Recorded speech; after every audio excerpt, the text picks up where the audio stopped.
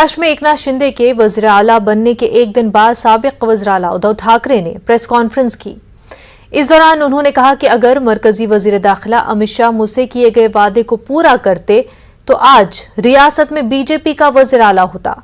उद्धव ठाकरे ने कहा कि जो कल हुआ 2019 में इत्तेहाद के दौरान मैंने अमित शाह को कहा था कि वो 2.5 साल तक शिवसेना के वज़ीर आला रहे और वही हुआ। अगर वो राजी होते तो महाविकास अघाड़ी न बनती और अब 2.5 साल के बाद महाराष्ट्र में बीजेपी का वज़ीर आला होता। ठीक आहे, मला ह्याचं दुःख नक्कीच झाले की माझ्याशी हे अशा पद्धतीने वागले, माझ्या पाठीत सुरा खुपसलं। मी पुन्हा सांगतो, तो मुंबईकरांच्या काळजात भोसकू नका हे माझं एक म्हणणं आहे। आणि जर मला दिलेला शब्द त्यांनी पाळला असता तर 5 वर्षात निदान 2.5 वर्ष तरी भाजपचा मुख्यमंत्री झाला असता। आता 5 वर्ष भाजपचा मुख्यमंत्री होणार नाहीये।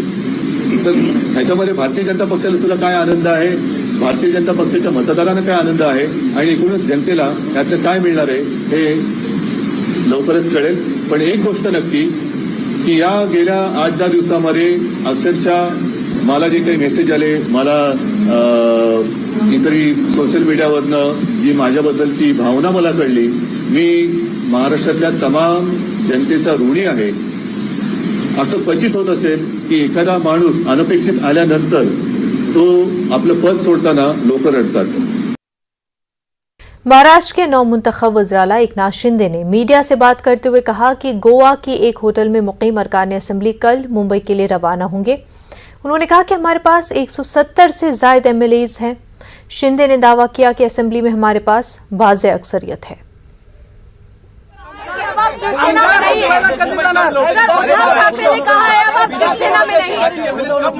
बाकी एमएलए जो है कल मुंबई पहुंचेंगे।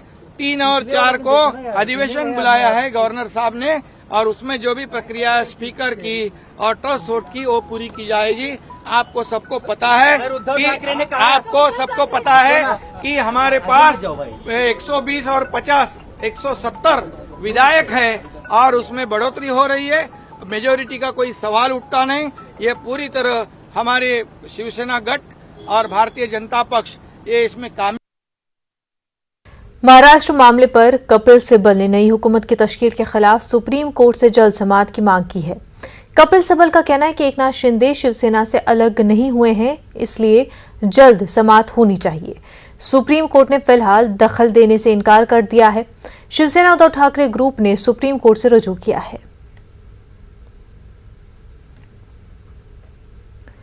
औरंगाबाद में तब्दीली नाम का मामला अब मिली और समाजी तंजीमों में बहस का मौजू बन गया है।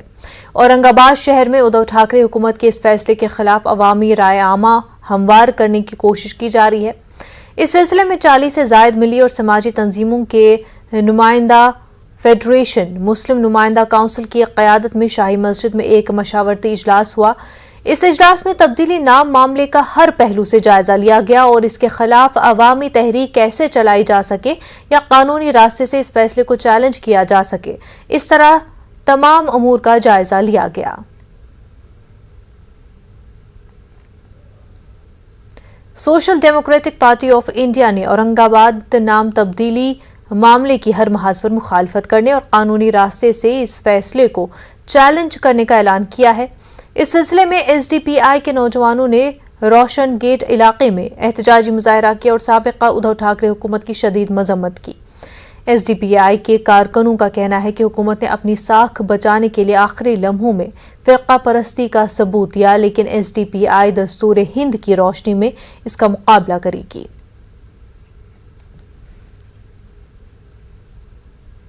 Social democratic party of India cabinet के फैसले की कड़े शब्दों में निंदा करती है। इसका जो है तो कंडम करते हैं हम लोग और आने वाले वक्तों में औरंगाबाद शहर, उस्मानाबाद शहर का नाम बाकी रखने के लिए हम अपना सोशली, डेमोक्रेटिकली, लीगली हर तीनों तरीके से हम हमारी जो है तो लड़ाई को लड़ेंगे और ये नाम को बाकी रखने में हम हमारी जद्दोजहद करेंगे।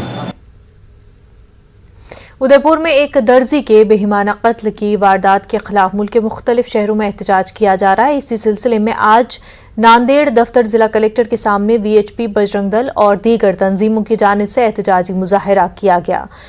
उदयपुर कत्ल मामले में मुलव्विस दोनों नौजवानों को जल्द से जल्द फांसी की सजा देने का मुतालबा किया गया। इस संगीन वारदात को रोकने में नाकाम होने वाली राजस्थान की रियासती हुकूमत के खिलाफ भी नारेबाजी की गई।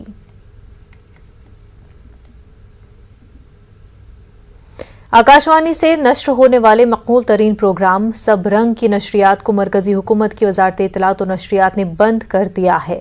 मरकज के इस फैसले की जद में उर्दू का सब रंग प्रोग्राम भी आ गया है। सब रंग प्रोग्राम को हमारी तहजीबी और सकाफती शनाख्त के लिए अहम प्रोग्राम माना जाता था।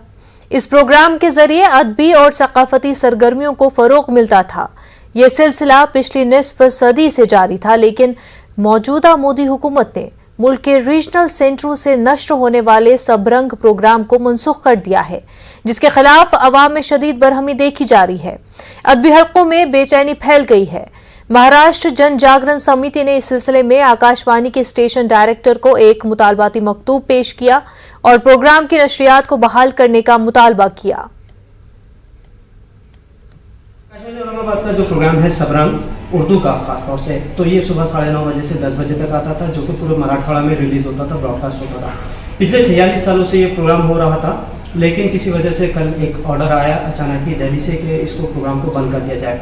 उसकी वजह से इशू ये होगा कि सबसे पहले गवर्नमेंट के जितने भी उर्दू लैंग्वेज या उर्दू स्पीकर्स होते थे, ऑडियंस होता था, वो एकदम ही डिस्कनेक्ट हो जाएगा, जो कि गवर्नमेंट की कम्युनिकेशन पॉलिसी के खिलाफ है। साथ ही साथ एक इसका सबसे बड़ा प्रॉब्लम ये होगा, इशू ये होगा कि उर्दू स्पीकर्स लिसनर्स जितने भी हैं औरंगाबाद ही के नहीं बल्कि पूरे मराठवाड़ा के, तो उनको जो सोशो इकोनॉमिक एजुकेशनल होते थे, गवर्नमेंट की जो भी पॉलिसीज होती थी, कम्युनिकेशन होता था, वो यहाँ से बिल्कुल डिस्कनेक्ट हो जाएगा। कई हज़ारों अभी तक शायर यहाँ से आए हैं, अफसाना निगार आए हैं, स्टूडेंट्स या पूरे स्कूलों के प्रोग्राम्स होते थे, खिलती कलिया, वो बंद हो जाएगा। उसके अलावा टीचर्स के प्रोग्राम होते थे, करियर काउंसलिंग होती थी, हेल्थ रिलेटेड इश्यूज होते थे, जहाँ डॉक्टर्स बहुत अच्छे काउंसलिंग करते थे या फिर मालूमात देते थे जनता को। तो जो इन्फॉर्मेशन जाती थी जनता तक, मालूमात जाती थी, वो मालूमात बिल्कुल बंद हो जाएगी। आकाशवाणी औरंगाबाद से उर्दू प्रोग्राम सबरंग कई वर्षों से नशर होता था। अचानक हुकूमत ने फैसला उसको बंद करने का लिया, ये बहुत अफसोसनाक बात है। इससे इस प्रोग्राम की वजह से जो हम फनकार थे, कलाकार थे, उनको स्टेज पर आने का, कुछ रेडियो पर बोलने का कुछ मौका मिलता था। और ये प्रोग्राम जो सबरंग उर्दू प्रोग्राम जो होता था, उसमें बच्चों को, ख़वातीन को और मालूमाती डॉक्टरों का मालूमाती ऐसा प्रोग्राम होता था। तो ये हम सरकार से गुजारिश करते हैं कि प्रोग्राम को पहले की तरह फिर से जारी करें, उसको बंद ना करें। आज हम आकाशवाणी पे आए हैं। सबरंग उर्दू प्रोग्राम रोज़ सुबह जो है 9:30 बजे से 10 बजे तक औरंगाबाद आकाशवाणी से ये प्रोग्राम रिले किया जाता था और मुकामी लोगों को ख़ास तौर से टाइम दिया जाता था। और ये प्रोग्राम जो है, तो पीएम के जो है योजना का लाभ लोगों को मिलना, उर्दू अदब की खिदमत और डॉक्टर्स की मालूमात, बच्चों की मालूमात, स्कूल की, ख़वातीन के लिए क़ानूनी मालूमात, और ये सारी चीज़ जो है बताई जाती थी इसके अंदर। इत्तेफाक से ये होगा कि अचानक आज से ये प्रोग्राम कैंसिल हो गया और जो जिन लोगों को वक्त दिया गया था उनको आज वापस किया गया है।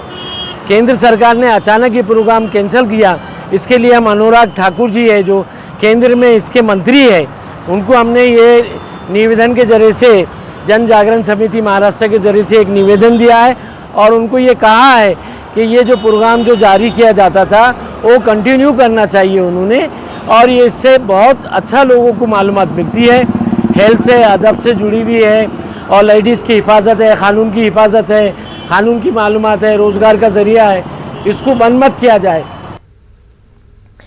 ईद उल अजहा करीब आ रही है। मालेगांव म्युनिसिपल कॉरपोरेशन की जानिब से हुकूमत की गाइडलाइन के मुताबिक 14 अलग अलग जगहों पर आर्जी ज़बाखाने तैयार किए जाएंगे। इनमें जिन जानवरों पर पाबंदी नहीं है, ऐसे जानवरों की कुर्बानी की जाएगी। इस साल सरकार की जानिब से कुर्बानी से पहले जानवरों के मेडिकल टेस्ट जो बरसों से 20 रुपए ली जाती थी, अब 200 रुपए कर दी गई है, जिसकी वजह से नाराजगी फैली हुई है। हुकूमत इस मामले में कोई बदलाव नहीं करना चाहती है और कानून और सख्त बनाना चाहती है। हर साल की तरह मालेगांव शहर में बकरीद के ईद उल अजहा के लिए कुर्बानी की जाती है। उसमें जो अनुसूचित जाति के जो जानवर है, महेश्वरीय जानवर अनुसूचित जाति में आते हैं, उनकी कुर्बानी की जाएगी।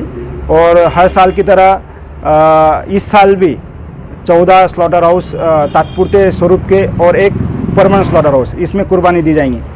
अभी महाराष्ट्र शासन का जो GR आया है उसमें कत्तल पूर्व जो तपासनी होती है उसकी 200 रुपये फीस की गई है। इससे पहले जो था वो 22 जून से लागू होगी। इससे पहले जो था वो 20 रुपये फीस लगती थी कुर्बानी के जानवरों के लिए। अभी वो 200 रुपये रहेंगे और लोगों को इत्तला की जाती है कि उन्होंने कानून का पालन करें। अमरावती के अल अजीज फंक्शन हॉल में तहरीक उलमाए हिंद के ज़ेर एहतमाम नामूस रिसालत कॉन्फ्रेंस का इनकाद अमल में आया। कॉन्फ्रेंस ने उलमा ने नामूस रिसालत पर रोशनी डाली, साथ ही मुल्क के मौजूदा हालात और मुसलमानों की तालीमी, सियासी, माशी बदहाली पर तबादला ख्याल किया गया। इस मौके पर मुफ्ती इशफाक कासमी ने कहा कि इस्लाम किसी भी मजहब की बेहुरमती करने की इजाज़त नहीं देता। उन्होंने कहा कि मुल्क में बदअमनी फैलाने वाली कुव्वतें पांव पसार रही हैं। ऐसे में तमाम मज़ाहिब के लोगों को मुत्तहिद होकर मुनाफरत फैलाने वाली ताकतों को कमज़ोर करना होगा और अमन व अमान के लिए जद्दोजहद करनी होगी।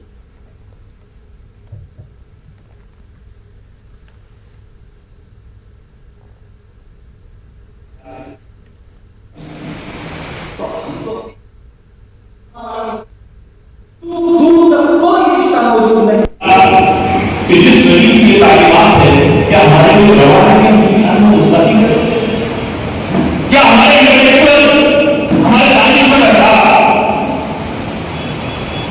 जिनको अल्लाह ने इल्म की कलम की सलाहियत अता की है उन्होंने कभी